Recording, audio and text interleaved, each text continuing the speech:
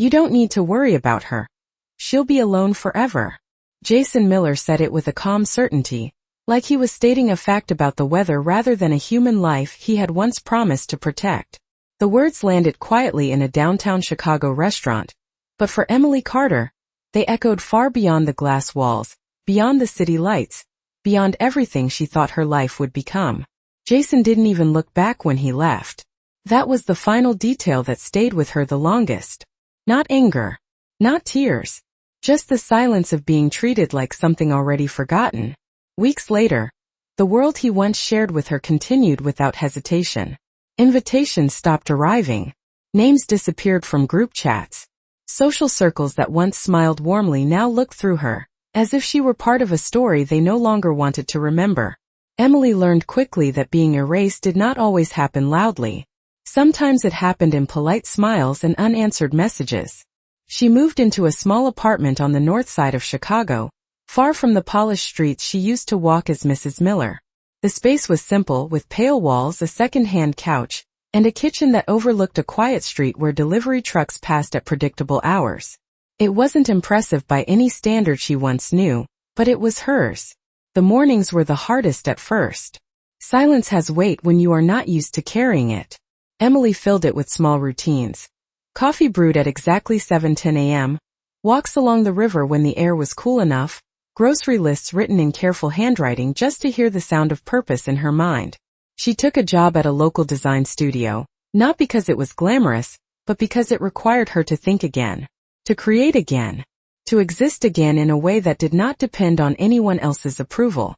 Jason, meanwhile, moved forward with the confidence of a man who believed endings were permanent for everyone except himself. To him, Emily was a closed chapter, a life he had already outgrown. He told people she would struggle, that she was not built for independence, that time would eventually prove him right. It was not cruelty in his mind. It was certainty. But certainty has a way of blinding people to change happening quietly in the background. Emily did not announce her rebuilding. She did not post about it or speak of it. She simply lived it. Late nights at the studio became easier. Conversations stopped feeling like effort. Even her reflection in the mirror began to steady, as if it finally recognized the person standing there. There were still moments when the past tried to return, uninvited and sharp around the edges, but she no longer let it stay long.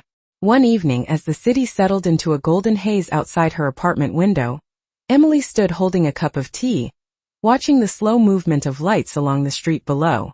She was not thinking about revenge. She was not thinking about Jason. She was only thinking about how strange it was that the end of everything she once knew had quietly become the beginning of something she had never been allowed to imagine. And somewhere across the city, unknown to her, a different life was already preparing to intersect with hers in a way no one could have predicted. The first time Emily Carter saw Alexander Reed, it did not feel like fate or coincidence. It felt like interruption. It happened on a late afternoon in downtown Chicago, where the wind moved between buildings like a quiet reminder that the city never truly stopped breathing. She had just stepped out of a small design meeting, holding a folder of sketches against her chest, when a sudden moment of distraction on the sidewalk caused a brief collision of steps. A man paused before her, steadying the moment with calm presence rather than urgency. He was not loud, not dramatic, not seeking attention. He simply looked at her as if she was not invisible, which in itself felt unfamiliar. Emily apologized quickly, adjusting her grip on the folder, but he only nodded slightly, his expression thoughtful rather than dismissive. His name, she would later learn, was Alexander Reed. There was no introduction of status in that moment, no announcement of importance, no expectation placed upon her. Just a brief exchange of words about the city, the weather, and the unpredictability of crowded streets. Yet something in the way he listened made the conversation linger longer than it should have. Emily continued walking afterward, telling herself it meant nothing, that it was only a passing interaction in a large city where strangers met and separated constantly. Still, the memory stayed with her in a quiet way, like a note held longer than expected in an unfinished song. Days later, life returned to its usual rhythm. Work filled her hours. Small victories replaced old memories. Jason Miller remained distant, as if confident that time was reinforcing his earlier prediction. But what neither of them understood was that certain encounters do not announce their significance immediately. They grow silently in the background of ordinary days. Emily saw Alexander again 1 week later, this time at a local cafe near the river. He was sitting alone with a simple coffee, reviewing documents that looked unimportant at first glance but carried the quiet structure of someone used to decision-making. He noticed her before she noticed him. This time there was a slight acknowledgement in his expression, as if the previous encounter had not been forgotten. When she approached the counter, he offered to let her order ahead of him without hesitation. It was a small gesture, but in Emily's recent world, small kindness had become rare enough to feel significant. Their conversation this time lasted longer. It was not personal in the way stories are told, but personal in the way attention is given. He asked about her work. She answered carefully, not because she was hiding anything, but because she was unused to being asked with genuine interest. He did not interrupt. He did not redirect the conversation toward himself. He simply listened and in doing so made silence feel comfortable instead of heavy. When she left the cafe that day, Emily did not look back, but she became aware that something had shifted slightly in the texture of her routine. Meanwhile, across the city, Jason Miller remained unaware of these quiet changes. His world was still defined by assumptions that had not yet been challenged. He continued to speak of Emily as someone who had been left behind, not realizing that distance does not always mean disappearance. Sometimes it means transformation happening outside the frame of observation. Emily did not tell anyone about Alexander Reed, not because she thought it was important to hide, but because it did not yet feel like something that needed definition. It was only another moment in a life that was slowly learning how to expand again. But in a city as large and connected as Chicago, paths rarely remain separate forever. And somewhere in the unfolding days ahead, those paths were already beginning to move closer, guided not by intention, but by inevitability. The invitation arrived on a Thursday morning, delivered not through noise or spectacle but through a simple message that Emily Carter almost dismissed as routine correspondence. It was an exclusive cultural evening hosted at one of Chicago's most refined downtown venues, a place where art, business, and influence often overlapped under soft lighting and quiet conversation. Emily read it twice, unsure why her name would even be included in such a list.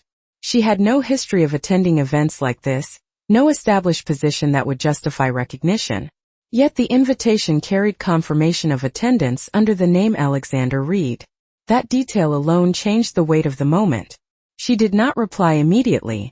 Instead, she stood by her apartment window, watching the slow movement of traffic below, feeling a subtle tension between curiosity and hesitation. When she finally agreed, it was not because she understood what it meant, but because something within her no longer wanted to shrink away from unexpected doors opening in her direction. On the night of the event, Chicago reflected itself in glass and light, the city appearing almost suspended in calm elegance. Emily arrived in a simple dress that felt appropriate but not attention-seeking, carrying herself with a quiet confidence that had only recently begun to return to her. Alexander Reed met her at the entrance without ceremony, as if her presence there was entirely natural. He offered no explanation, no reassurance, only a calm acknowledgement that she was expected. Inside, the atmosphere was filled with conversations that moved like currents between groups of people who understood unspoken social maps. Emily followed Alexander through the space, aware of subtle shifts in attention as they passed, though she could not yet interpret their meaning. At one point, she noticed a familiar figure across the room. Jason Miller stood among a group of acquaintances, holding a glass and speaking with the ease of someone comfortable in control. For a brief moment, his eyes met hers. The recognition was immediate, but the response was delayed, as if his mind needed time to adjust to what it was seeing. Emily did not stop walking. She did not change her expression. She simply continued forward beside Alexander, whose presence seemed to anchor the space around them in a way that required no announcement. Jason's conversation faltered slightly, though he quickly recovered, turning his attention back to the people around him. But his gaze returned again, slower this time, observing more carefully. It was not anger that surfaced in his expression, but confusion, as though a version of reality he had long considered fixed was beginning to shift without permission.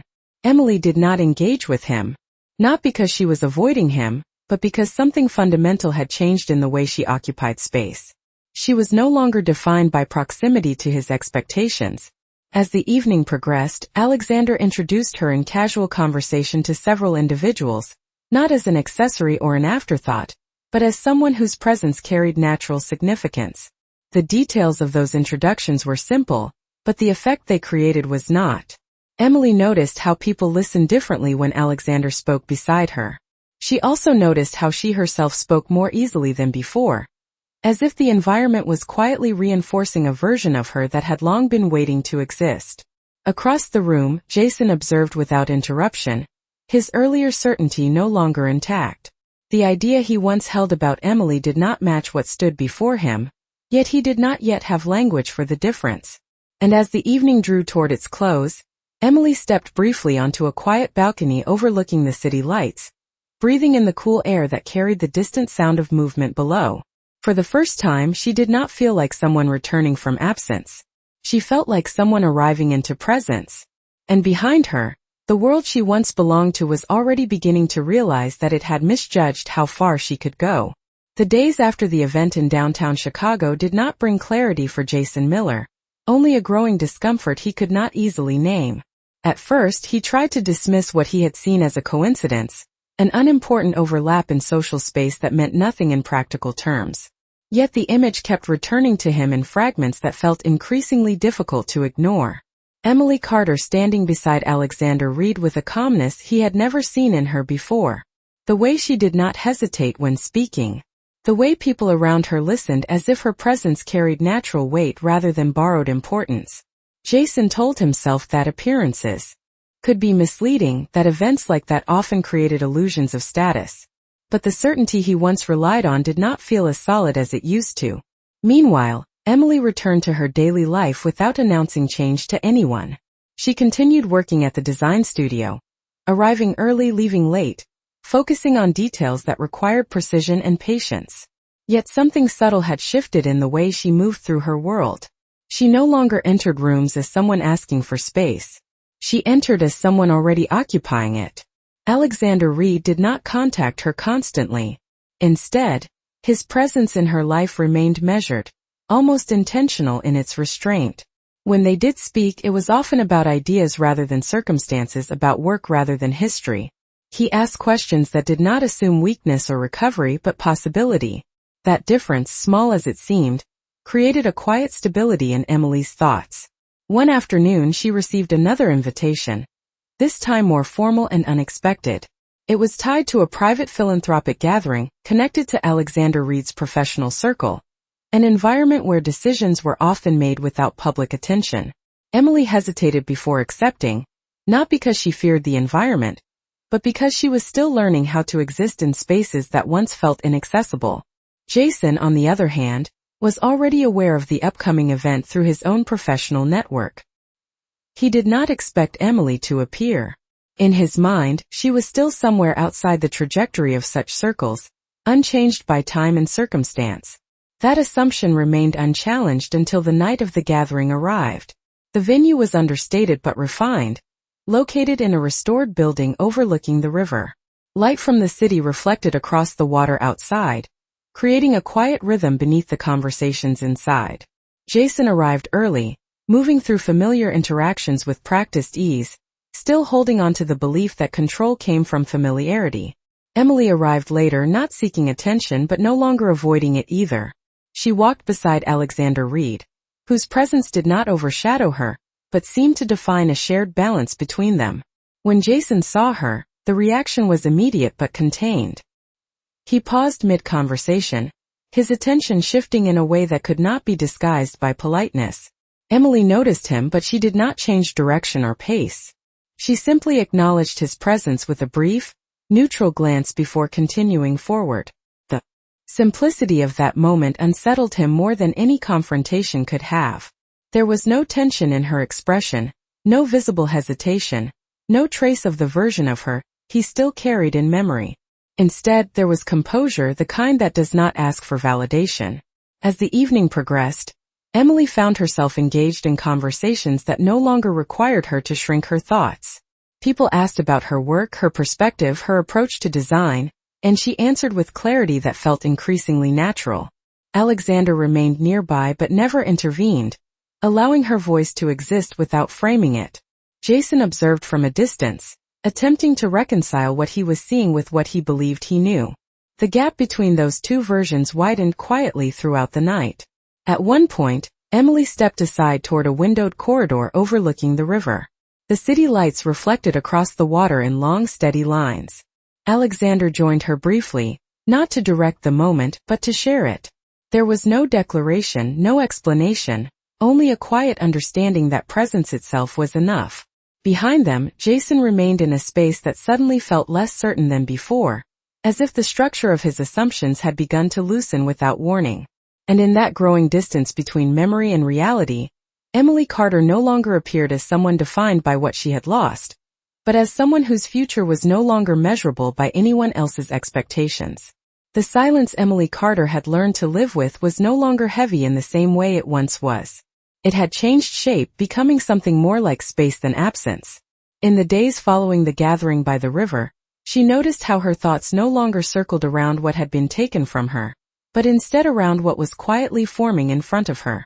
Work at the design studio continued with steady intensity, yet even there, people began to respond to her differently. It was not dramatic or sudden. It appeared in small adjustments, in the way colleagues listened more carefully when she spoke, in the way her ideas were no longer treated as suggestions but as directions worth considering. Emily did not comment on this shift. She simply continued forward, learning how to exist in it without questioning whether she deserved it. Alexander Reed remained consistent in his distance and presence. He did not attempt to define her life or accelerate its direction. Instead, he appeared at moments that felt natural rather than arranged. A brief message about an exhibition, a shared recommendation for a book, a quiet invitation to a conversation that ended up lasting longer than either of them expected. In each interaction, Emily noticed something she had not experienced in a long time. She was not being measured against a past version of herself. She was being engaged as someone current, someone unfinished, someone still becoming.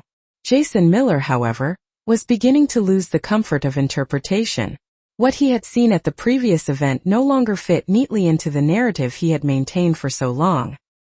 He began asking indirect questions through mutual contacts, trying to understand the nature of Emily's presence beside Alexander Reed. The answers he received were incomplete, but even those fragments were enough to disturb his earlier certainty. Emily was no longer described in terms of loss or distance. She was described in terms of visibility, involvement, and growing presence in spaces he had never associated with her before. One afternoon, Jason found himself reviewing an upcoming public benefit event scheduled to take place at a historic Chicago hotel overlooking the river. It was the kind of event he normally attended without hesitation, a familiar environment where roles were clear and social structure was predictable. When he saw that Alexander Reed was among the key attendees, something in his attention sharpened. When he saw Emily Carter listed alongside him, the reaction was not immediate disbelief, but a slow recalibration of expectation. He told himself it must be a coincidence of naming or arrangement. Yet the discomfort remained. Emily, unaware of Jason's thoughts, continued her routine that week with a calm consistency that had become part of her transformation. She worked late on design revisions, walked home through streets illuminated by winter light, and allowed herself small moments of stillness that no longer felt like isolation. There was a growing sense that her life was no longer waiting for permission to expand. The night of the benefit arrived with quiet elegance. The hotel interior reflected soft gold lighting across polished stone and glass, the river outside moving slowly under the winter sky. Guests arrived in controlled rhythm, conversations forming like overlapping currents in a space designed for visibility and influence.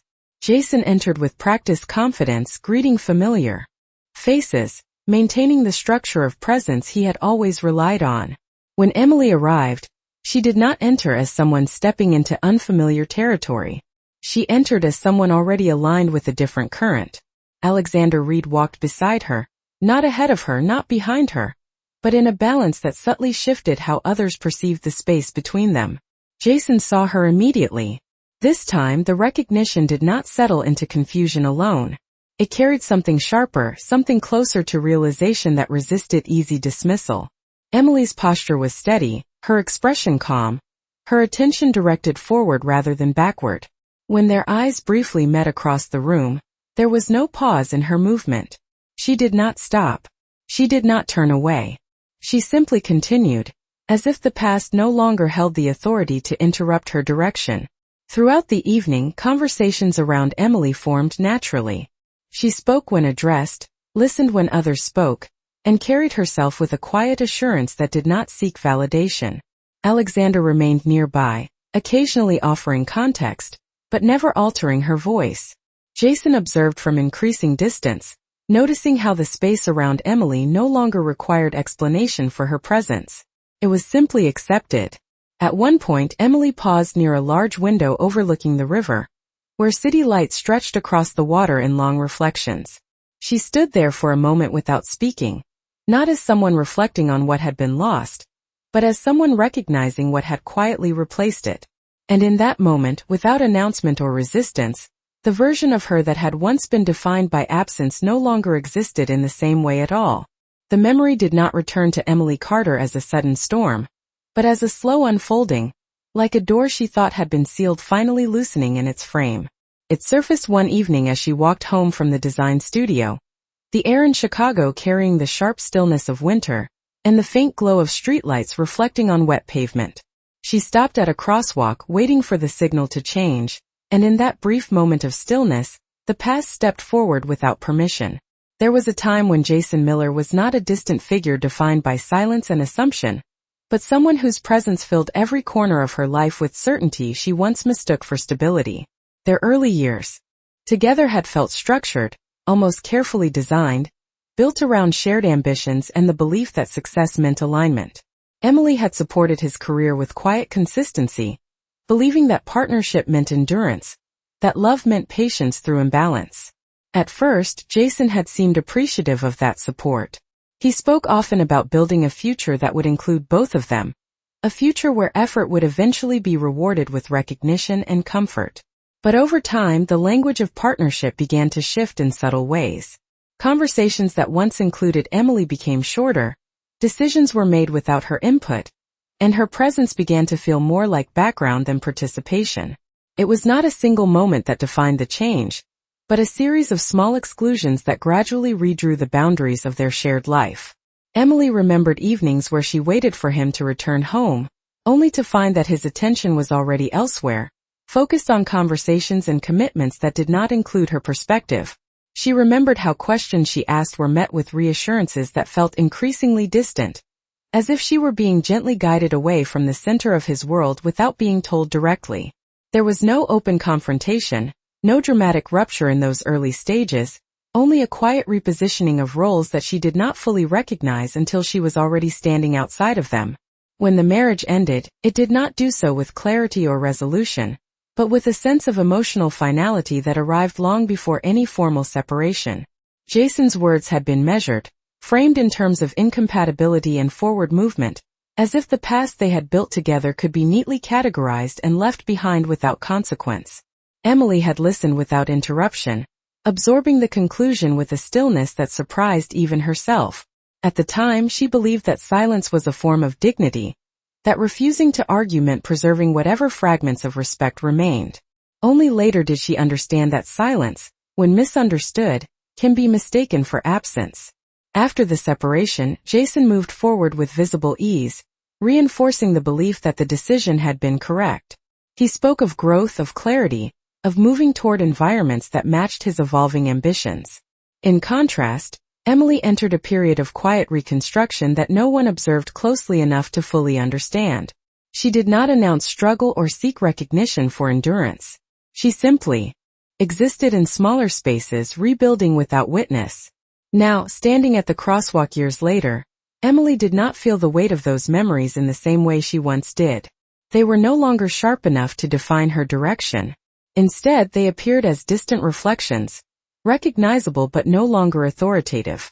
The woman she had been in that past life still existed in her memory, but she no longer felt responsible to her. The light changed and she crossed the street without hesitation, continuing forward into a present that no longer required permission from what had ended. The weeks following the quiet changes in Emily Carter's life began to form a pattern she could no longer ignore. It was not that everything around her had suddenly transformed, but rather that the way people responded to her had subtly shifted, as if an invisible boundary she had once been confined within was no longer in place. At the design studio, meetings that once passed over her ideas now paused to consider them. Conversations that used to end quickly when she spoke began to extend, inviting her perspective as part of the direction rather than an afterthought. Emily noticed these changes without celebrating them. She had learned not to trust sudden reversals of attention, but this was not sudden. It was gradual, consistent, and difficult to dismiss. Alexander Reed remained a quiet presence in this evolving chapter of her life. He did not position himself as a solution or a destination. Instead, he appeared in intervals that felt unforced, often tied to professional intersections that made his presence feel natural rather than constructed. When they spoke, the conversations carried a tone of continuity rather than introduction, as if whatever was forming between them did not require definition to exist. He once mentioned, almost casually, that consistency reveals more about a person than intensity ever could. Emily had not responded immediately to that statement, but it stayed with her longer than she expected. Meanwhile, Jason Miller was no longer able to maintain the distance he once relied on. The certainty he had held regarding Emily's trajectory had begun to erode in ways he could not easily articulate. He found himself paying closer attention to mentions of Alexander Reed in professional circles, tracing indirect references to events where Emily's name appeared alongside his. What disturbed him most was not the presence of Alexander, but the absence of the version of Emily he believed he understood. That version no longer aligned with the descriptions being quietly circulated through mutual connections. She was no longer spoken of as someone defined by a past relationship or a period of withdrawal. Instead, she was increasingly associated with participation, contribution, and visibility in environments Jason had once assumed were beyond her reach. One evening, Jason attended a private business reception held in a high-rise venue overlooking the Chicago skyline. The event was not unusual for him, but his attention was divided in a way it had not been before. Conversations blurred at the edges as he scanned the room with a focus he did not openly acknowledge. When Emily Carter entered, accompanied by Alexander Reed, the atmosphere did not change dramatically, but something in Jason's perception did. She was not introduced to the room as someone entering a new space for the first time. She moved within it as though she belonged there already. There was no hesitation in her step, no searching for validation, no visible awareness of how she might be perceived. Instead, there was a calm continuity in the way she engaged with those around her. Jason observed her from a distance that felt both familiar and unfamiliar. Familiar because he knew her name, her history, her past patterns. Unfamiliar because none of those elements explained what he was now seeing. Emily spoke briefly with several guests, her tone steady and composed, her attention present in each exchange without effort. Alexander remained near her, not as a figure overshadowing her presence, but as someone whose proximity seemed to reinforce rather than define her position. At one point, Jason attempted to approach a conversation that included them, but found himself pausing before fully entering it. The timing of his hesitation was subtle enough that no one acknowledged it, yet it marked a shift in his internal certainty. Emily noticed him then, not with surprise or avoidance, but with a neutral acknowledgement that carried no emotional weight. It was the kind of recognition that neither invited the past nor resisted it. As the evening continued, Jason remained aware of a growing imbalance between expectation and reality. The assumptions he had carried for years about Emily's limitations no longer matched the evidence in front of him. Yet what unsettled him most was not her transformation itself, but the ease with which she now existed without reference to him. She was no longer positioned in relation to his narrative. She was positioned in relation to her own. When Emily eventually stepped toward a quiet balcony overlooking the city lights, Jason observed from within the room, no longer certain whether what he was witnessing was a continuation of the past or the beginning of something entirely separate. And for the first time, the possibility that he had misunderstood not only her future, but also her strength, settled into him with a quiet, unavoidable clarity. The transformation in Emily Carter's life did not announce itself with celebration or dramatic change, but with a quiet consistency that gradually reshaped everything around her. At the design studio in Chicago, her role was no longer limited to execution or support. Her presence had become part of the foundation of creative decisions. Projects that once moved forward without her input now paused until her perspective was included. She did not demand this shift. She did not comment on it. It simply emerged as others began to recognize the clarity and precision in her work. Emily continued to approach each day with the same measured focus she had developed over time. She arrived early, often before most of the city had fully awakened, and used those quiet hours to refine ideas that required patience rather than urgency. There was a calm discipline in the way she worked, as if she had learned that strength was not expressed through visibility, but through continuity. Outside the studio, her life remained intentionally simple. She walked through familiar streets, observed the changing rhythm of Chicago through the seasons, and allowed herself moments of stillness that no longer felt empty. Instead, they felt structured, as if she was slowly rebuilding an internal architecture that no longer depended on external validation. Alexander Reed remained a steady but unobtrusive presence in this evolving phase. He did not attempt to define her progress or accelerate her direction. When they met, it was often within contexts that felt naturally aligned with her work or interests. A discussion after a design presentation, a shared observation at a public exhibition, a brief exchange that carried more meaning in its simplicity than in its length. He never positioned himself as the center of her transformation. Instead, he treated her as someone already in motion. One afternoon, Emily received confirmation that one of her design contributions had been selected for a collaborative public installation project connected to a larger architectural initiative in the city. The notification was brief, formal, and without embellishment, but it carried significance she did not immediately express outwardly. It was the first time her work would exist in a public space at that scale, not as an extension of someone else's vision, but as part of her own. Jason Miller became aware of this development indirectly through professional channels. The information reached him in fragments, as most significant realizations often do when they are not actively sought. At first, he dismissed it as an overstatement, assuming that Emily's involvement must be minor or symbolic. But as additional details surfaced, the consistency of her growing presence in professional spaces became harder to ignore.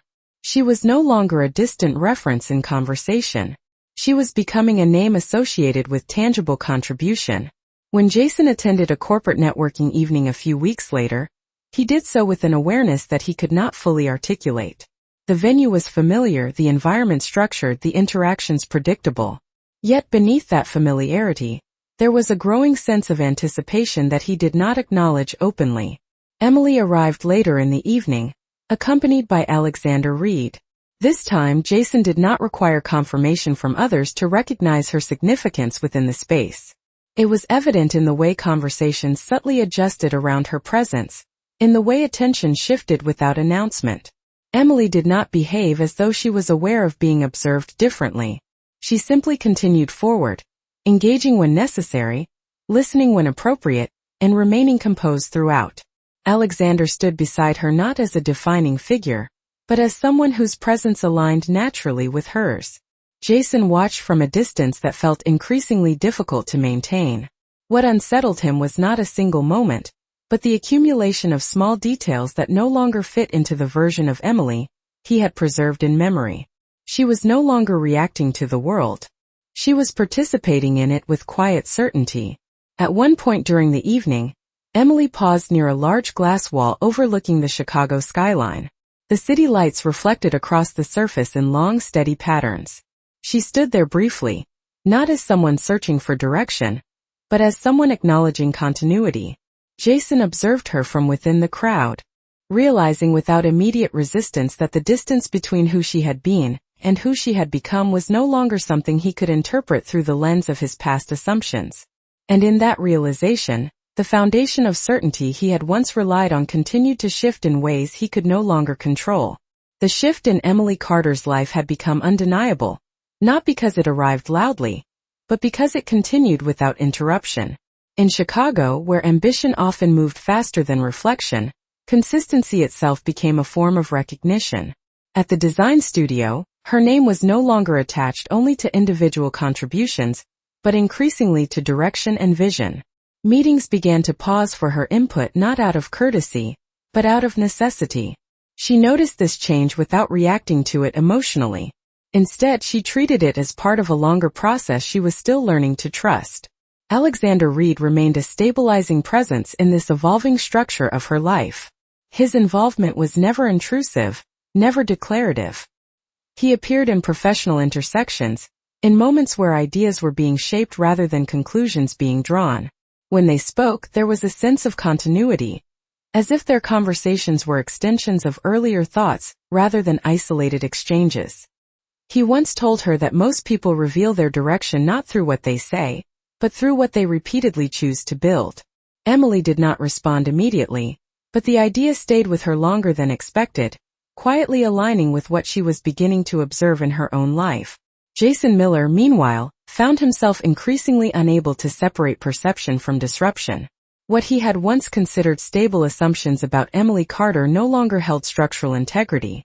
Her presence in professional environments associated with Alexander Reed was no longer occasional or coincidental. It was becoming consistent enough to force recognition, even when he attempted to avoid it. He began attending events with a heightened awareness that he did not openly acknowledge, scanning conversations for indirect references, listening more carefully than before when her name surfaced in passing. Each fragment of information did not provide clarity, but instead widened the gap between his expectations and the reality unfolding around her. Emily, however, no longer existed within his interpretive framework. She was no longer a reference point for past decisions or unresolved conclusions. She had become part of a separate narrative trajectory that did not require his validation to continue. One evening, a high-level industry reception was held in a modern glass structure overlooking Lake Michigan. The event brought together leaders from multiple sectors, creating a space where visibility and influence naturally overlapped. Jason arrived with his usual composure, engaging in conversations that reflected familiarity and control. Yet beneath that surface, there was a growing awareness that something essential had changed in the balance of perception. Emily entered later with Alexander Reed. There was no dramatic shift in the atmosphere upon her arrival, but attention adjusted in subtle and measurable ways. Conversations did not stop, but they recalibrated. People did not react to her presence as unexpected. They reacted as though her presence had become relevant to the structure of the room itself. Jason saw her immediately. This time there was no hesitation in recognition, only a quiet confrontation with the limits of his earlier assumptions. Emily moved through the space with calm assurance, engaging only when necessary, listening with precision, and maintaining a composure that did not seek approval. Alexander remained beside her, not as an anchor of authority, but as a parallel presence that reinforced rather than defined her position. At one point, Emily was briefly introduced in conversation to several industry figures, and Jason observed from a distance as her responses were received with attention rather than evaluation. There was no attempt on her part to assert dominance or reclaim narrative space. Her influence existed without performance. As the evening progressed, Jason remained aware of a growing realization he could no longer postpone. The version of Emily Carter he had once believed he understood no longer existed in any functional sense. What stood before him was not a contradiction of his past perception, but a continuation of a path he had failed to recognize while it was forming. Near the end of the evening, Emily stepped toward a wide transparent wall overlooking the lake.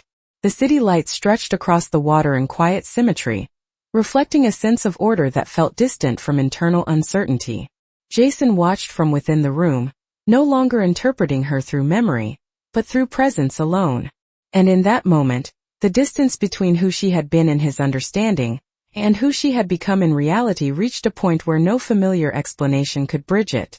The night of the Private Industry Summit in Chicago carried a different weight than previous gatherings, not because the setting had changed, but because the balance of attention within it had begun to shift in ways that were no longer subtle. The venue was a high-rise glass hall overlooking the river, where reflections of the city moved across polished surfaces like a quiet current of light. Conversations flowed with controlled confidence, yet beneath that structure there was an underlying awareness of presence, recognition, and hierarchy that could not be fully concealed. Emily Carter arrived without hesitation. There was no visible pause at the entrance, no moment of adjustment, no search for validation within the room. She walked beside Alexander Reed with a calm continuity that suggested familiarity not only with the environment, but with her place within it. Jason Miller was already present when she entered. He did not react outwardly at first. His expression remained composed, his interactions uninterrupted. But internally, the moment registered with precision that he could not dismiss. Emily was not entering a space that belonged to others. She was entering a space that now responded to her presence differently. The shift was not dramatic, but it was unmistakable. People noticed her without needing explanation. Conversations adjusted their rhythm when she passed. Attention did not stop, but it recalibrated. Jason observed this from a distance that felt increasingly difficult to maintain. What disturbed him was not her appearance but her ease. There was no visible effort in how she moved through the room. No indication that she was measuring herself against anyone or anything. Instead, she appeared fully aligned with her surroundings, as if the environment itself had begun to acknowledge her without resistance. At one point, Emily engaged in a brief discussion with several senior figures in the industry. Her responses were measured, precise, and steady. She did not seek to dominate the conversation, nor did she withdraw from it. She simply participated with a clarity that required no amplification. Jason noticed how others responded to her not with surprise, but with consideration, as if her input carried weight that had already been established elsewhere. Alexander Reed remained beside her throughout the evening, not directing attention toward her, but maintaining a presence that seemed to exist in parallel rather than hierarchy. Their interaction was subtle, built on continuity rather than introduction. There was no need for explanation between them. The structure of their communication suggested familiarity that did not require public validation. As the evening progressed, Jason found himself increasingly unable to rely on familiar interpretations. The narrative he had once used to define Emily no longer aligned with observable reality. Each attempt to categorize her presence resulted in further dissonance. She was no longer positioned in relation to him, nor was she defined by any past version of herself that he could recall with certainty. Instead, she existed within a trajectory that did not require reference to his understanding in order to continue. Near the center of the event space, large glass panels opened toward the river, revealing the Chicago skyline reflected across dark water. Emily eventually moved toward that area, pausing briefly as the city lights stretched outward in quiet symmetry. Jason observed from within the crowd, no longer attempting to interpret her through memory, but through what was unfolding in real time. For the first time, he did not see her as someone returning to visibility. He saw her as someone who had already completed the transition into a different state of being, one that no longer required acknowledgement from the past in order to remain intact. The moment that would redefine everything did not begin with noise or spectacle, but with a simple announcement that carried more weight than anyone in the room initially realized. The private summit in Chicago had reached its midpoint, the atmosphere steady with controlled conversations, and the quiet rhythm of influence exchanging hands through words, gestures, and carefully measured attention. Emily Carter stood near the center of the venue beside Alexander Reed, listening to a discussion between senior industry figures regarding upcoming development projects in the city. Her posture was composed, her attention focused, her presence integrated naturally into the conversation without any sense of intrusion or performance. Jason Miller observed from a distance, maintaining a composed exterior that no longer matched the internal tension building within him. He had already witnessed enough shifts in perception over the past weeks to recognize that what he once considered stable no longer applied. Still, he did not expect what came next. A brief pause occurred as one of the organizers stepped forward to address the room. The announcement was delivered in a calm and professional tone, introducing the next phase of a major urban design initiative, supported by multiple private and public entities across Chicago. As the details unfolded, names were acknowledged in sequence, each tied to specific roles within the project structure. When Emily Carter's name was mentioned, it did not arrive as an afterthought or minor reference. It was presented as part of the core creative direction team, responsible for shaping one of the most visible public installations in the initiative. The recognition was precise, formal, and irreversible in its implication. The room did not react with visible shock.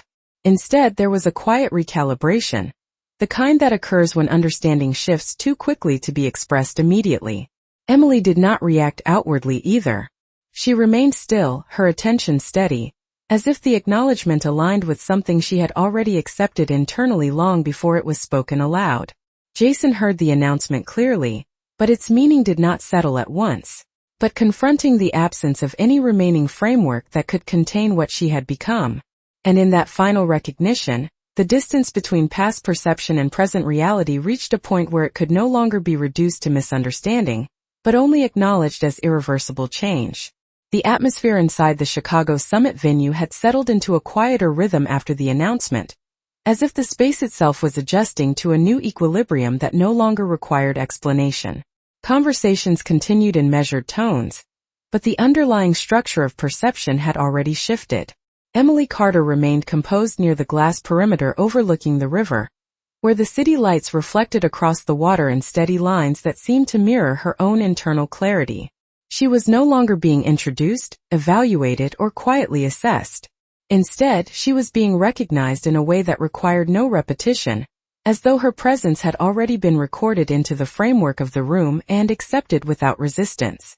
Jason Miller stood several steps behind her within the gathering, no longer attempting to position himself within conversations that had begun to feel distant from his current state of understanding. The earlier assumptions he had carried for so long no longer found alignment with what was unfolding in front of him. There was no dramatic confrontation, no moment of external collapse, only the quiet erosion of an interpretation he had once believed to be stable. Emily did not turn toward him. There was no need for acknowledgement, no requirement for closure expressed through words or gestures. Her attention remained directed outward, toward the river and the city beyond it, as if the present moment itself was sufficient without reference to anything that existed before it. Alexander Reed stood a short distance away, not intervening, not guiding, but maintaining a presence that reflected continuity rather than influence. His role in the moment was not to define Emily's position, but to remain aligned with it, as someone who understood that clarity does not require amplification. Around them, the summit continued its natural progression, yet the dynamic within the space had subtly reorganized itself. People who once spoke with assumption now spoke with consideration. Those who once moved without awareness now moved with awareness of her proximity. It was not a transformation marked by disruption, but by recognition that had arrived too late to be reversed. Jason eventually found himself closer to the glass perimeter without consciously deciding to approach. The distance between him and Emily remained, but it no longer carried the same meaning it once had. There was no expectation of conversation, no anticipation of reconciliation within the framework of past narratives. What remained was only the presence of understanding without ownership. Emily finally shifted her gaze slightly, not toward him specifically, but toward the room as a whole, as if acknowledging the environment without attaching significance to any single individual within it. Her expression carried no trace of triumph or retaliation. Instead, there was a calm certainty that did not require validation. In that moment, Jason understood something that did not come as shock, but as final clarity. The outcome he had once imagined in fragments of assumption had never been about confrontation or reversal. It had been about continuity beyond perception, about a path that no longer needed to intersect with his in order to remain real. Emily turned slightly away from the glass, preparing to leave the space with the same composure she had carried throughout the evening. There was no pause, no hesitation, no need for final words. As she walked forward beside Alexander Reed, the surrounding room adjusted once more, not dramatically, but inevitably, as if acknowledging a conclusion that had already been reached long before anyone realized it. Jason remained where he was, not diminished, not erased, but fully aware that what had changed was not her position in the world, but his ability to define it. And in that silent realization, the moment settled into something final, not as an ending defined by conflict, but as a quiet acceptance that no explanation was required for what had already become undeniable. The night in Chicago concluded without any final announcement, because nothing further needed to be declared. The summit venue gradually emptied as conversations dissolved into polite farewells and footsteps, echoed softly across polished floors that had carried the weight of decisions now already set in motion. Emily Carter exited the glass structure beside Alexander Reed, the cold air from Lake Michigan meeting them with a quiet clarity that contrasted the warmth and density of the interior space. The city stretched out before them in layered light, steady and indifferent in the way it always had been. Yet tonight it felt different only in how it was being perceived. Back at the building, there was no reason to revisit what had already been understood. Her steps were unhurried, consistent, and certain, as if the evening had not changed her direction but simply confirmed it. Alexander walked beside her without speaking. His presence aligned with hers in a way that required no explanation or reinforcement. It was not a partnership defined by visibility, but by continuity, as if both understood that some transformations do not need witnesses to remain real. Behind them, inside the fading light of the venue, Jason Miller remained for a brief moment longer than necessary. The room had already shifted into its post-event emptiness, where chairs were rearranged and conversations reduced to fragments of memory. He stood near the glass wall where Emily had once paused earlier that evening, looking out at the same river that reflected the city in broken lines of light. But what he saw now was no longer her presence, but the absence of any need for her to remain within his interpretation of the past. There was no emotional collapse, no dramatic realization that demanded external expression. Instead, there was a quiet structural understanding forming within him, one that did not erase what had happened, but redefined its meaning entirely. Emily Carter had never been returning to a position within his life. She had been moving forward along a path that was never dependent on his recognition. The clarity of this realization did not arrive with pain, but with finality. Outside, Emily and Alexander continued walking along the riverside path, where the city lights shimmered across the water in long uninterrupted reflections. The night air carried a stillness that felt almost deliberate, as if the world itself had slowed down enough for silence to become the dominant language. Emily eventually paused near the railing, not to reflect on what had changed, but simply to observe the continuity of what remained. She did not carry the past with her as weight, nor did she discard it as something to forget. It existed only as a sequence that had already fulfilled its role in bringing her to where she stood now. Alexander stood a short distance away, allowing the silence to exist without interruption. There was no need to define what had already been understood between them. In another part of the city, Jason finally left the venue. The streets outside were quiet, illuminated by scattered lights and passing cars that moved without urgency. As he walked, he no longer attempted to reconstruct the version of Emily Carter he had once believed in. That version no longer functioned as reality. What remained was only recognition that she had never been diminished by absence, nor defined by distance. She had simply continued beyond the limits of his understanding. And in that recognition, something settled within him that did not seek resolution, but acceptance. Not all stories return to the point where they began. Some continue forward until only clarity remains. Emily Carter did not look back at the city that night, because she no longer needed to. And for the first time, the silence that followed carried no question, only completion.